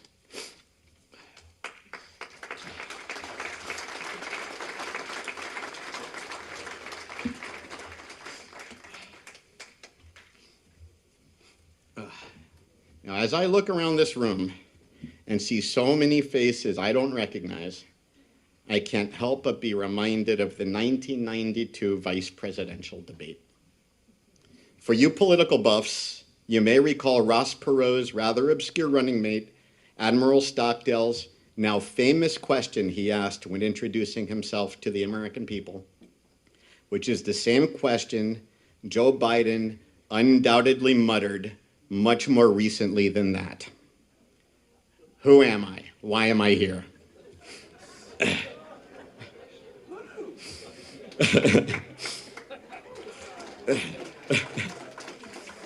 The honest to goodness truth is that I'm nobody special. I appreciate the opportunity to speak with you tonight, but my hypocrisy goes only so far. I've done nothing remarkable or deserving of recognition. This is where I hope to flip the script and honor Rabbi Sapo and Bracha, Rabbi Mendy and Mushka, Sarah, and all the teachers and others who work tirelessly as part of Chabad of Westlake to connect Jews with their Judaism. They are all truly remarkable and deserving of all honors and recognition. Come June of this year, Chabad of Westlake will have been in the soul-building business for an incredible 45 years. What an accomplishment. That surely deserves a standing ovation. Everybody, please get up.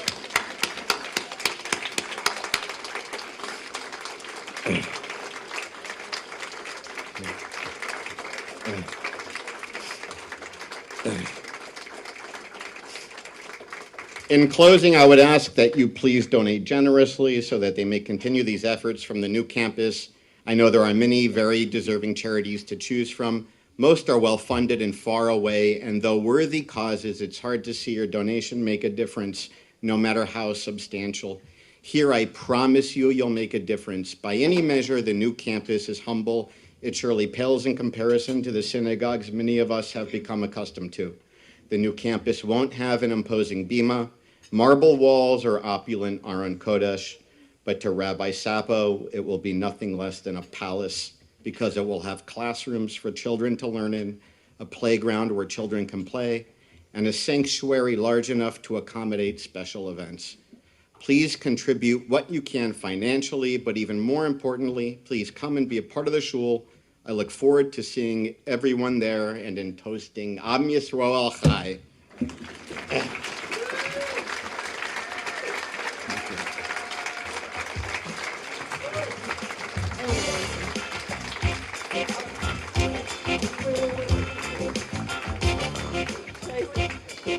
I just had a couple things.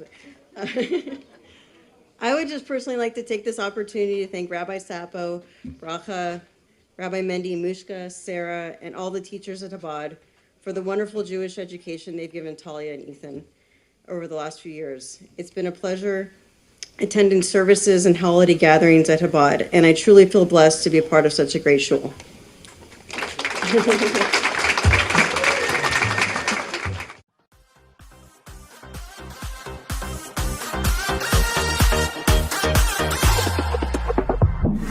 Acquiring this property was truly miraculous. Seeing Rabbi Sapo and his complete knowledge that God was going to make this happen was first unbelievable, but in the end extremely inspiring. And sure enough, everything fell into place. We've been renting for the last 45 years. This property is beautiful on the main road of Westlake Village and brings everything together under one roof. All of our youth and teen programs will finally be together. One building, one campus.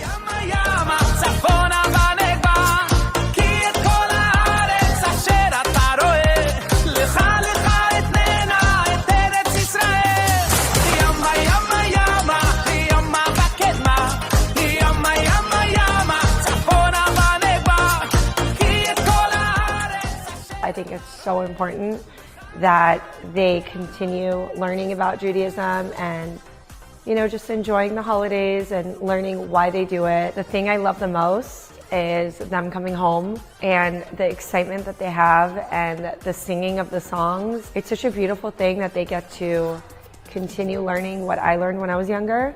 When my kids first came back, they said, Daddy, we need to put mezuzahs on our doors. I said, okay, let's do it. Let's do it right now so I don't lose track of the mezuzahs.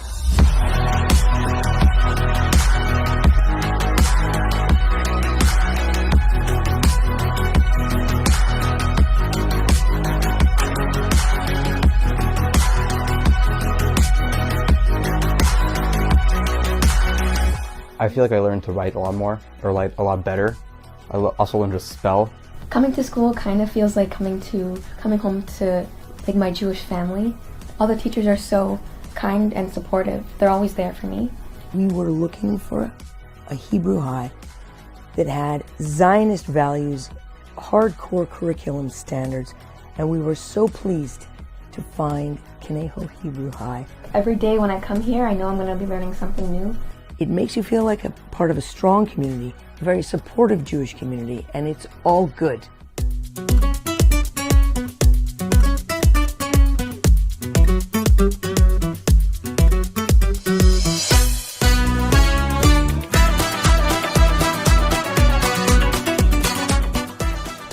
first start with playing games and doing some Hebrew stuff and singing some prayers. I have been to 3 C-Team Junior sessions. It's all been great.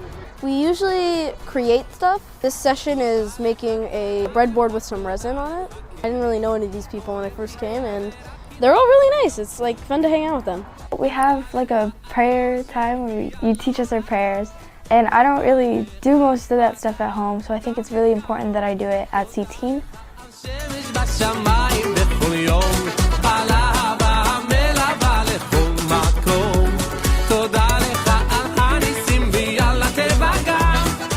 My daughter started coming and she fell in love with the program. This is her second year at C-Team, and she ended up becoming a leader and she enjoys it. My son had his bar mitzvah with Rabbi Friedman. He is now joined the junior C-Team. He's learning more about the Judaism and just building that community and meeting new friends. I like C-Team because it kind of builds a community. Being able to be part of that and have that experience is something that I treasure and a lot of other people treasure as well.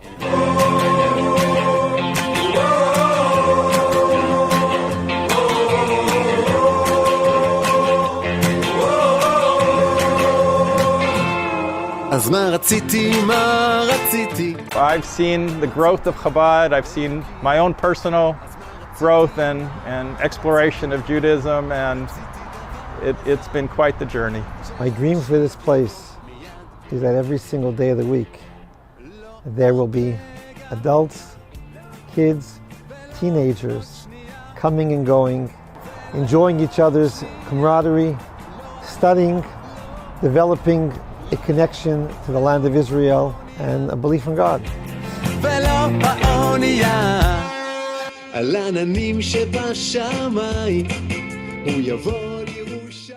2 weeks ago, I met an acquaintance who was very excited because he had secured Super Bowl tickets for himself and a friend. Now, the poor fellow has had a very rough year in his personal life, and I was truly happy for him that he was looking forward so much to a memorable weekend in Vegas. Now, I grew up in Montreal, so I'm not much of a football fan, but I did meet my wife in Kansas City, so I think you know who I was rooting for.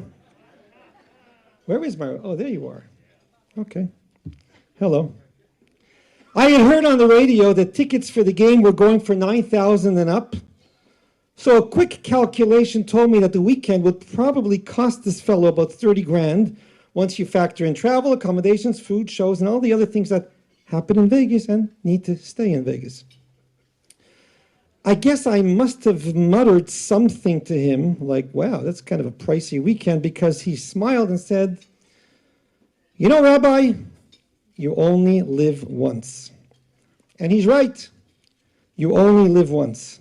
And it's not every day that you have the opportunity to make a difference in the lives of thousands of children, a difference that will likely be around for many, many decades.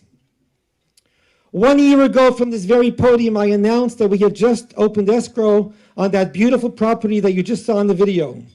If you were in the room that night, you no doubt recall the electrifying moment as everyone leaped to their feet with a euphoric standing ovation. And that announcement was followed by another thrilling revelation that our dear friends Dr. Robert and Annalie Freeman had pledged to donate $2 million to jumpstart our campaign. I must confess, I've watched the video of that announcement countless times, and each time I find myself tearing up. It was truly a magical night, and I'm always reminded of God's infinite kindnesses in making it all come together. You know, if you're in the real estate business, then you understand that things move slowly. So when many well-intentioned people asked me in the subsequent weeks and months if we'd be in the new location in time for the high holidays, I'd smile and say, no. Oh, so you're going to build it for Hanukkah, right? Not quite. Wonderful, so you guys are going to move in just in time for Passover. Exactly, Passover 2025. Well, my friends, Bracha and I have some good news to share with you. After months of drying and redrawing the plans, we are delighted to tell you that 2 weeks ago, Chabad of Westlake presented the blueprints to the City of Thousand Oaks for the renovation of the existing structure, as well as the addition of a 2-story teen and youth center that will house classrooms a music room, craft room, teen lounge, and so much more.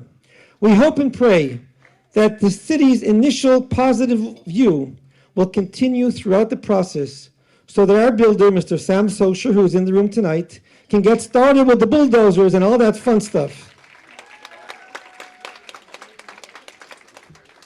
My friends, it's not an exaggeration to state that we have seen the hand of God in this entire process.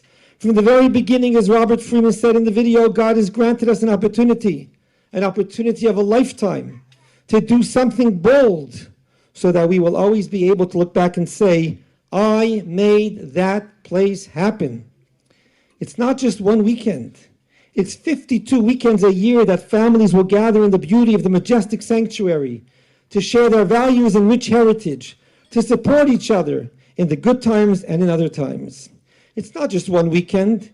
It's the hundreds of youth and teens that attend our schools and programs each week. And consider for a moment the lasting impact that carries over from generation to generation. Since October 7th, we've all felt a heightened sense of belonging to the greater Jewish community and to Israel. And as Jews, we have an eternal promise that one day there will be peace in the world, peace for all of mankind. The day when God will leave his abode in heaven and make his presence known down here. And that will truly be a touchdown that will be worthy of a celebration and a parade that the world has never experienced before. My friends, we can't do this alone. This is a community endeavor. And regardless of whether you attend services at Chabad of Westlake or other houses of worship, or you don't attend at all, this campaign is about securing the future of the Jewish nation right here in the Canal Valley and Ventura County. Our award-winning Hebrew High School, the only program of its kind in Southern California, and C-Team programs attract teenagers from the San Fernando Valley through Ventura. And they do much more than just impart information. They build friendships, communities, trust, and identity. World events remind us just how vital that identity is and why it's worth fighting for. Ladies and gentlemen, tonight, I invite you to dream, to dare to dream, to envision what we are on the cusp of achieving with God's blessings and with your sacrificial help. There are classrooms, lounges, offices, a teen center building, outdoor courtyards, patios, and so much more that need dedicators. Booklets are making their way to your table right now. They've got all the pictures and exciting information. I urge you to peruse them now and select a level of support. Have your spouse do the same, and then add the two numbers together. Let's remember to enjoy football in Vegas and all that the world has to offer. But let's also remember that we only live once. Let's make it count. Thank you so much.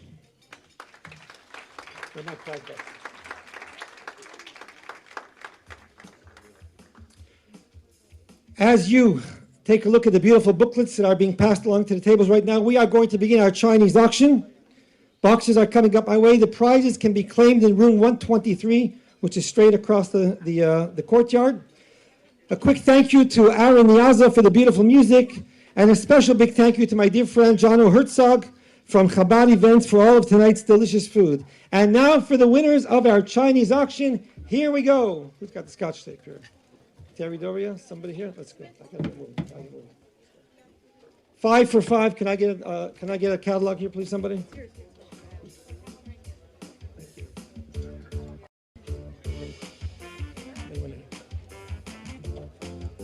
A 5 for 5 winner is none other than Daniel Rosenberg.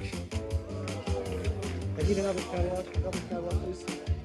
Chumash Lali, 175. Thank you, Annika Berman, for this wonderful gift. None other than Bruce Markowitz.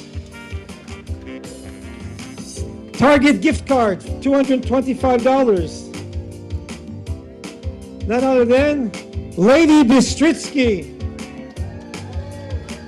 Piano lessons, thank you, David Katz. And the winner is the Nowitzki family. Congratulations, Nowitzkis, from our Hebrew High.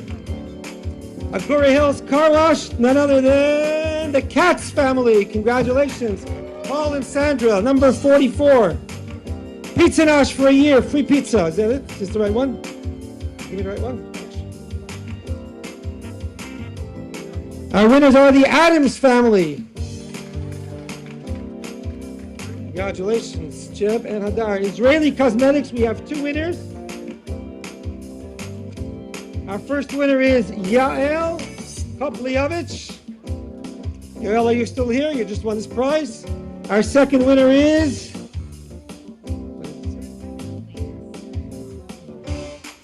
somebody who's got a Gmail address, Circus, Jacob Circus. Congratulations. Number 42, the Bearing Women's Watch. Thank you, Mervyn and Glenda Hahn. The winner is Larry Winderman. The Auto Spa from Calabasas. Thank you, Amir Amirian, who is in the room tonight.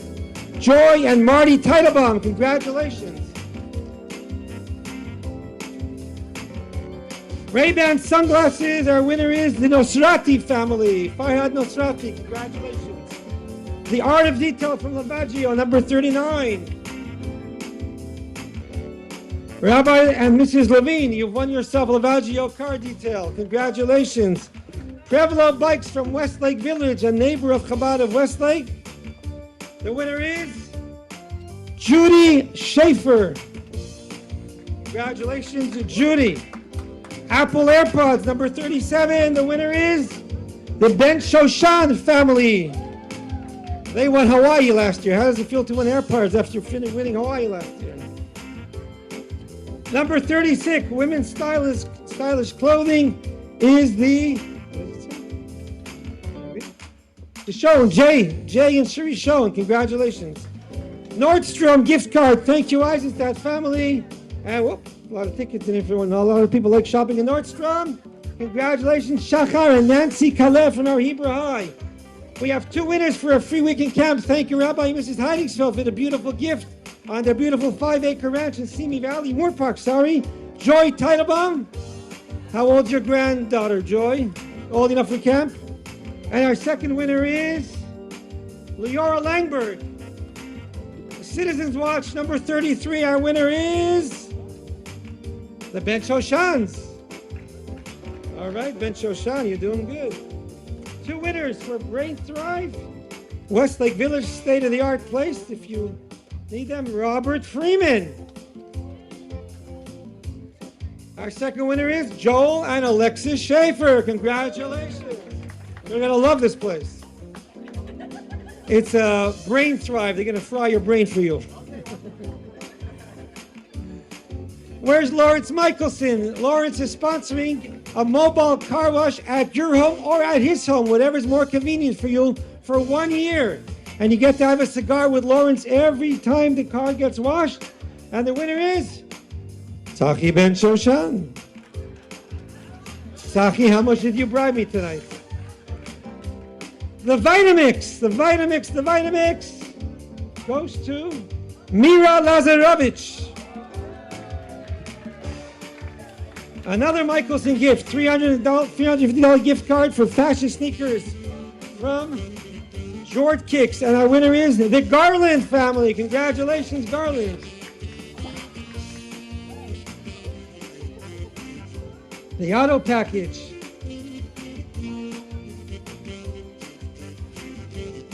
Our winner is Yossi and Devairi Rosenberg. Dinner's on us. Thank you, Jeff and Lori Golchin.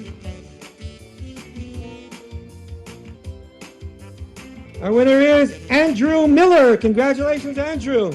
Oval earrings, 14 karat gold, and $150 gift card for Little Blingy Jewelry goes to Yankee Lane. Beat Studio headphones, number 25, wireless. You want to get rid of all that noise? Benjamin Pella. Congratulations, Benjamin. Moving right along to number 24, $300 gift card. 2 winners for Codeneo Kosher. Beautiful market in the heart of Agura Hills on Canwood. And the first winner is Kathy and Bruce Markowitz. Our second winner is Shachar and Nancy Kalev. Our next prize is 2 nights in this beautiful hotel right here in the Palm Garden Hotel. Thank you, Harry and Maureen Selvin, for this beautiful donation. And if you are the winner, you might as well just sleep over for the next 2 nights. Lisa George, congratulations. $360 gift card, House of David. Thank you, Odelia and Ori Isaac. The winner is Kevin Axelrod. Number 21, Amazon gift card. We have 2 winners. Lots of tickets. Lots of people like Amazon. Our first winner is Stephanie Schaefer. Congratulations. $250 to Amazon. Our second winner is Elisha Parat. Congratulations. Earrings and a pendant from the beautiful gold store in Thousand Oaks. Our winner is... These tickets stick together, you know, it's impossible. David Katz. David Katz, you got some earrings and a pendant. Wonderful. Okay. $1,000 gift card for spotblinds.com. Our winner is Kevin Axelrod. Number 18, Chai, moving right along as we are in the $20 gifts. $770 gift card for electric work by Yagozi. Thank you, Galagozi. What a wonderful electrician. Together with Yaakov Tahan, wherever he is. Schneerson. Rabbi Schneerson. By the way, Rabbi and Mrs. Schneerson are here. Their bar mitzvah is going to take place. Their son's bar mitzvah, Mr. Selvin. The Schneerson's son's bar mitzvah is taking place a whole weekend, next weekend, right here in this hotel. Thank you. All right, $500 gift card for Kirk Jewelers. Our winner is Frank Johnson. We have 3 winners. Mix it up, come on. 3 winners for the Visa card, $360. You cannot win twice. So a lot of people put up multiple tickets. If I pull your name twice, I'm going to have to pull somebody else. That's the rule. Sorry. Our first winner is Kara Freeman. Congratulations, Daniel and Kara. Our second winner is Sam Socher. Sam, can we use that for some of the building materials maybe for the new building? Our third winner is Rabbi Moshe Mati Brisky. Congratulations. Number 15, L'chaim. Lots of good stuff. Where's our comedian? Was talking about L'chaim before. And our winner is Michael and Luba Namit. Congratulations.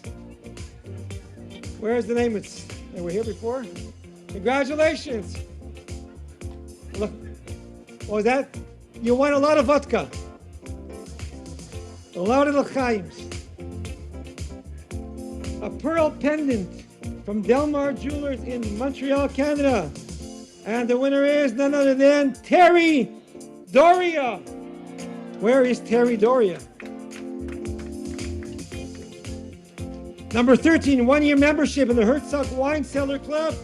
Our winner is Yisrael Chai. Congratulations, Yisrael Chai. Number 12, Costco gift card. We have 2 winners, $500.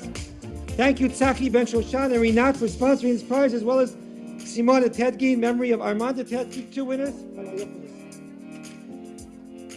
Woo, a lot of tickets.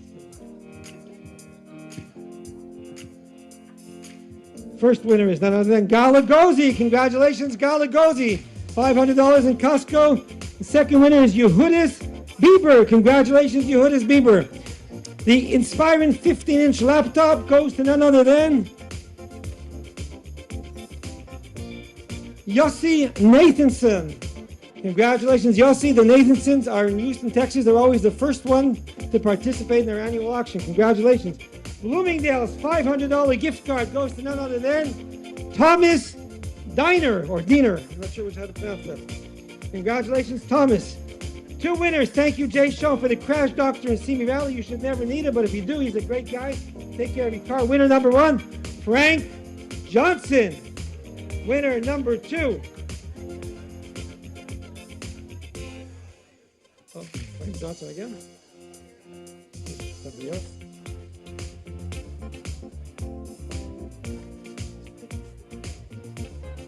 Schneerson. Congratulations. Delta Airlines. Okay, I got some good news to share with you. The person, Mr. Gadi Shemesh, who donated the Delta Airlines, told me after the book was published that he actually wanted to donate 2 cards. So we're going to actually pull 2 tickets here tonight, even though the booklet says 1 winner. We're going to make 2 winners here. The first one is Shlomo Rachman. Congratulations, Shlomo. That's $1,000 Delta anywhere you go. The next winner is Rachel Goldzweig. Congratulations, Rachel. The Lakers tickets. Okay, here we go. You want it? Joel and Alexis. Ethan, you're going to the Lakers. I got to tell you something. The person who donates these tickets said you can have the game against the Golden State Warriors or Minnesota. I don't know the first thing about basketball. Zero. I told you I'm from Montreal. We don't even have a basketball team there. I conferred with Ethan Schaefer. I said, Ethan, which tickets should I get? He said, the Warriors. Congratulations. Okay. All right, number 6, Los Angeles Kings coming to town. Robert Freeman, a great hockey fan. You're going to see the Kings. The Dodgers field level. Thank you, Nazi family, for donating that every year. Going to none other than AJ or Alex Harwin. That's one of your guests. Alex, how are you? Congratulations. You're going to the Dodgers. Great seats. You can watch that new guy who makes $70 million a year. The iPhone 15, number 4, is going to Benjamin Sasson. Congratulations, Benjamin Sasson. The Apple MacBook Air 15 is going to Natalie Naor. Congratulations, Naor family. Also a Hebrew High family. Down to 2. Okay. I want to take a second to just explain the last 2 prizes before I bid you a good night. And once more, thank you for joining us. Number 2 is an incredible prize. And if you don't win it, I'd like you to consider joining us. This is an incredible weekend. You saw the video before, and I explained that the kids are going to New York this weekend with Rabbi Mendy for an unbelievable Shabbaton in Brooklyn and Manhattan. What happened was a number of parents of C-Team came to us with a complaint, and they said, you always take the kids. What about us? So 3 years ago, Bracha and I, together with hundreds of communities throughout North America, started going to New York for a JLI weekend, an incredible 5 days, starts Thursday, I'm not sure. Thursday through Sunday night, an incredible weekend in New York. It's really unbelievable, off the charts. If you win this prize, your airfare is included, your accommodations are included, and everything, the whole weekend is included. And if you don't win it, come with us anyway. You'll have a great time, and the winner is none other than Chana Schmidt. Congratulations, Chana Schmidt. Number 1, the grand prize going to Hawaii. This is the one that everyone always yells at me for. How come you didn't pick my name? You never pick my name. I want to go to Hawaii. Arnold Block, Hanan and Sarah Block, you are going to Hawaii. Congratulations. Ladies and gentlemen, thank you for joining us. Once more, if you want a prize, straight across the patio to room 123. I believe there's dessert somewhere, unless it's been brought to the table. I've kind of been oblivious. Thank you once more, and thank you to the Selvin family, and to each and every one of you. God bless you. Am Yisrael Chai, and let's build our building. Right, Mr. Schneider? Let's build it. Thank you.